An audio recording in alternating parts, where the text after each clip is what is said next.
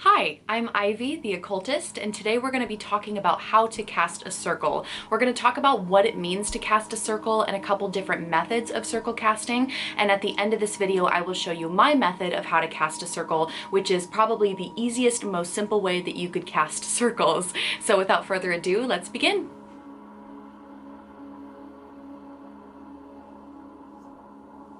Let's start with the most basic concept. What is a circle and why would you want to cast a circle in your spells and rituals?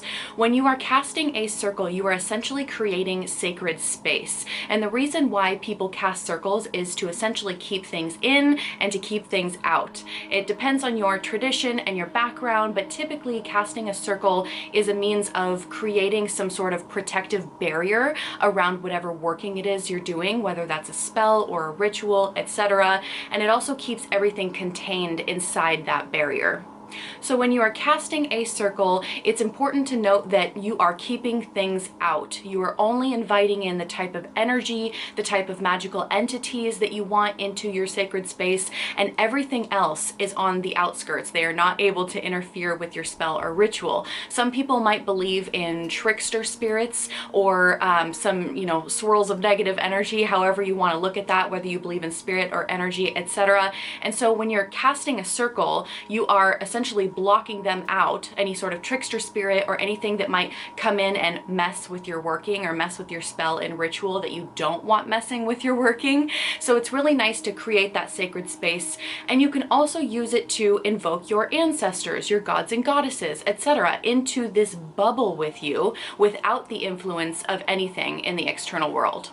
So as I said previously, casting a circle keeps things out that you don't want to be in your magical space while you perform that spell or ritual, and it also keeps things in, keeps things contained. Because when you're doing a spell or ritual, especially if it's a more elaborate ritual with a lot of different working parts, you really want to, well, it depends on you, I guess, in your opinion of this, but most people would want to contain that energy until it is complete and then send it out in one blast of energy. Rather than, like, let's say you have a spell that is really long, you have a bunch of different moving pieces. While you're doing that spell over the course of 20 minutes, 30 minutes, however long it takes to cast that spell, you don't want that energy leaking out while you're doing your working and going into the universe for manifestation until you've completed it, until you've finished all those moving pieces so that they are a cohesive message that you're sending to the universe. It's kind of similar to cooking a dish in your kitchen. Let's say you are making a lasagna or something, and you are cooking the meat, or if you're vegetarian, some vegetables or something, and you're layering all the pastas. You don't want a bunch of people coming in and tasting your food until it's been in the oven, until it's baked, until all the spices have melded together, because obviously that lasagna is going to taste very different after it's been baked and finished when you're eating it than if somebody were to come in while you were making that lasagna and take bits and pieces from it.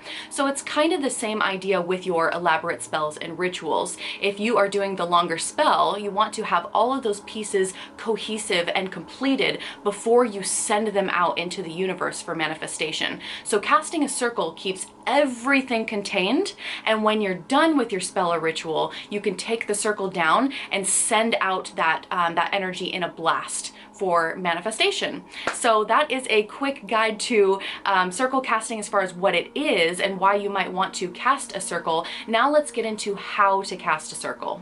Now, as the title suggests, this is a very, very quick guide to circle casting. There are many different ways to cast a circle, and it primarily depends on the tradition you're practicing from. Obviously, somebody who is Wiccan versus somebody who's an eclectic witch is going to differ when they cast circles, especially if you get into different types of ceremonial magic. There are different perspectives on how to cast a circle. So typically, within more ceremonial magic scenes, when somebody asks me, how do you cast a circle? My answer is always, how ceremonial do you want to go? Because you can go really ceremonial if you want to, but within ceremonial magic, there's typically some sort of altar that's set up in the center of wherever that circle is going to be. And typically there is some sort of directions or invoking of the guardians of the north, south, east, west. And so on this altar, you would have the north, something similar symbolizing earth, and in the east you would have something symbolizing air, in the south you would have something symbolizing fire, and in the west you would have something symbolizing water. And what people would do within ceremonial magic is they would start by facing east, typically. Again, this is controversial depending on your practice and what you prefer to do, but people would typically start by facing east. They would invoke the guides or the guardians of the east, of the air element, and then they would walk around the altar in a clockwise fashion, and then they would go to south, and then they would invoke or evoke, depending on your opinion on that, the guardians of the of fire, of south, etc. And they would continue walking clockwise around the altar, invoking all these different elements and directions. That method is typically called calling the quarters, because you are calling north, east, south, west. But again, that totally depends on your practice, your tradition. And then when they take the circle down within ceremonial magic, you basically do everything backwards. You start in the north and go counterclockwise around your altar all the way back to east. So that is a more ceremonial version of it. And I know this is, like I said, a very quick guide. So if you were interested in that type of circle casting, I highly recommend that you do further research on this subject. What I'm telling you right now is definitely not enough information to get going with that. But I did want to say that there are other methods available than the method that I will be showing you a little bit later in this video. I am not a ceremonial magician anymore. I used to be heavy into ceremonial magic, and it's just not my flavor anymore. Nothing wrong with it. It just, you got to do what resonates with your own soul, right? So I'm a little bit more of a eclectic chaos witch now, but I'm going to show you the simplest, easiest, quickest way to cast a circle. So let's go into that next. Now, before you cast a circle, you're definitely going to want to know how to center and ground your energy. I've already made a video on this, and I will link it down below if you haven't seen that video yet, but you're going to start casting this circle by centering your energy. So again, check out that video if you're not familiar with that concept, but you're going to want to bring your energy from all the different areas of your body into the center of your being. That way it is collected, it is less chaotic, and it's easier to manipulate. So after centering your energy, you're going to imagine a bright light in the center of your being. And this light can be gold, blue, violet, whatever color it is for you. Everyone's energy looks a little bit different. Mainly my energy is a gold light. That's what I envision, but you do what works best for you. You're gonna imagine this bright light in the center of your being start to explode outward and fill up your entire body. And you can definitely practice some relaxation techniques here as well, taking some deep breaths, trying to clear your mind. And once you have that bright light that has filled your entire body, you're going to push that light out beyond your body. You are going to push it past your shoulders, out until it fills the entire room or the space in which that you would like to cast this circle. And so you have this light that has essentially filled the entire space. At that point, you can choose to chant something here if you want to. You don't have to. I typically chant something like, "Within this circle, within this space, I call upon my guides to protect and keep me safe. All that is not welcome must leave." So I typically chant that 3 times, and if I'm feeling like I want to bring in my ancestors or any other spiritual guides, then I will call upon them, asking them, inviting them into the circle essentially to be with me in that moment.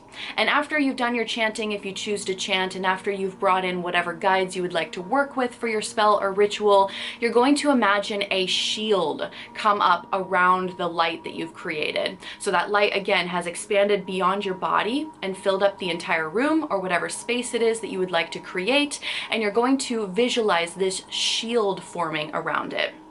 And that is your circle. That is the quickest, easiest way to do it. Now, if you have to leave your space, if you say you forgot something downstairs and you need to run downstairs really quick to go grab an ingredient for your spell, you're probably gonna want to cut a door for yourself. And this is where it gets a little tricky and controversial because some people believe in this, some people don't.